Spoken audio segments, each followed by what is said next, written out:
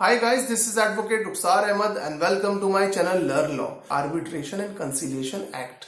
ये कानून है और इस कानून को कैसे यूज किया जाता है और ये कानून कैसे एक बोरोवर के ऊपर लागू होता है, इसकी मैं थोड़ी सी रूपरेखा आपको बता देता हूं। जब भी आप कोई लोन लेते हैं, चाहे लोन आपने बैंक में जाके फॉर्म फिलअप करके लिया है या आपने ऑनलाइन लोन लिया है, ये ध्यान रखिए हमें उसका एक एग्रीमेंट ऑनलाइन या ऑफलाइन जरूर साइन करना होता है। जब हम किसी एग्रीमेंट को साइन करते हैं तो हमारी ये हैबिट है पर्सनली कि हम उस एग्रीमेंट के क्लॉजेस को नहीं पढ़ते हैं, क्योंकि इन क्लॉजेस की, इन एग्रीमेंट की लैंग्वेज इतनी मुश्किल होती है कि उसमें लीगल लैंग्वेज होती है और उसे समझना हर किसी के लिए आसान नहीं होता। इन्हीं एग्रीमेंट्स के अंदर एक क्लॉज होता है कि यदि बोरोवर और बैंक के बीच में, उधार लेने वाले और बैंक के बीच में कोई भी डिस्प्यूट होता है तो बैंक के पास ये अधिकार है कि वो आर्बिट्रेशन एंड कंसिलिएशन एक्ट के अंतर्गत किसी भी आर्बिट्रेटर को अपॉइंट करके आपका और अपना मुकदमा वो कोर्ट के बाहर ही हल करवा सकते हैं। ये आर्बिट्रेटर वकील होते हैं, सीनियर एडवोकेट्स होते हैं, जो अपने ही ऑफिस और अपने चैम्बर के अंदर एज ए जज,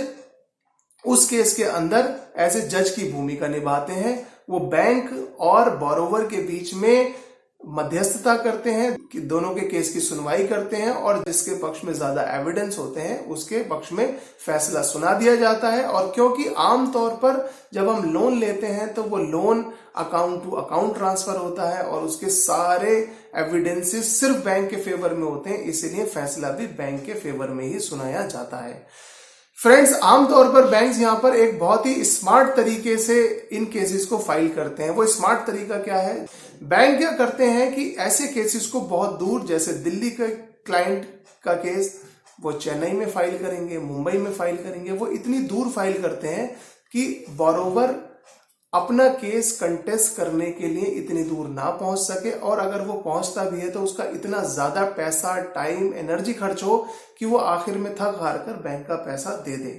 फ्रेंड्स, अगर कोई व्यक्ति दिल्ली में रह रहा है और उसके आर्बिट्रेशन का केस चेन्नई के अंदर फाइल किया गया है, तो आमतौर पर मैंने देखा है कि क्लाइंट,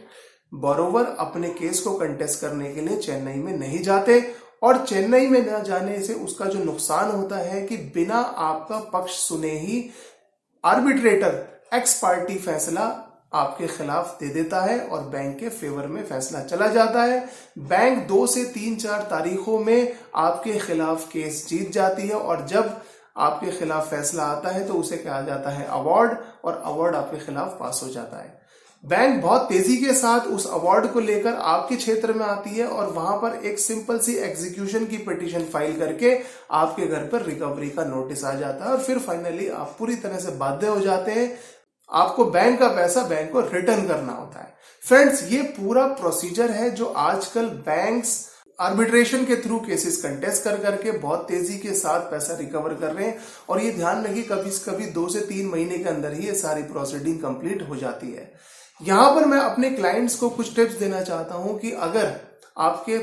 खिलाफ कोई भी आर्बिट्रेशन का नोटिस आया है तो आप आर्बिट्रेशन के नोटिस का जरूर रिप्लाई करिए, तो क्योंकि आपको अपना डिफेंस रखने का एक मौका मिलता है। दूसरी बात, जहां कहीं पर भी इस पैंडेमिक के टाइम में आर्बिट्रेशन प्रोसीडिंग्स हो रही है, ध्यान रखिए कि ऑनलाइन अपीयरेंस की फैसिलिटी आपको दी जा रही है। बहुत सारी मोबाइल एप्लीकेशंस ऐसी हैं, जैसे कोर्ट्स के अंदर सिस्को वेबएक्स नाम की एक एप्लीकेशन है, जिससे आप कहीं से भी बैठकर अपने आर्बिट्रेटर या कोर्ट में आप कनेक्ट कर सकते हैं और आपको लॉगिन आईडी और पासवर्ड भी आर्बिट्रेटर प्रोवाइड करते हैं।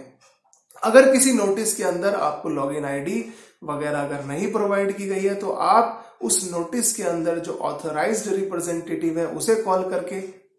या अपने एडवोकेट जो आर्बिट्रेटर है, वो भी एडवोकेट ही होते हैं, उन्हें कॉल करके आप लॉगिन आईडी पासवर्ड लें और जो आपकी तारीख है आप उस पर अपनी प्रेजेंस जरूर मार्क करें। चाहे आप खुद भी अपने मैटर को कंटेस्ट कर सकते हैं और चाहें तो आप अपने एडवोकेट के थ्रू भी उस केस के अंदर आप कंटेस्ट कर सकते हैं। जब आप अपने मैटर को कंटेस्ट करते हैं तो सबसे पहला फायदा यह होता है कि आपको अपने मैटर में अपना डिफेंस रखने का मौका मिलता है, और दूसरी बात, आपके केस को 2 या 3-4 तारीखों में ही नहीं निपटाया जाता, बल्कि फिर उसके अंदर एक पूरा समय लगता है। इस समय को आप स्मार्टली यूज कर सकते हैं, कहीं से पैसे का अरेंजमेंट कर सकते हैं और धीरे धीरे अपने मैटर को, अपने लोन को आप बैंक के साथ सेटल कर सकते हैं। फ्रेंड्स, ये पूरी प्रोसीडिंग है जो आर्बिट्रेशन से रिलेटेड है, मैंने आपको बहुत डिटेल में समझाई है। इसके बावजूद भी अगर कोई ऐसा क्वेश्चन है जो आप फेस कर रहे हैं और मैंने इस वीडियो के अंदर अभी तक एड्रेस नहीं किया है, आप मुझे उसे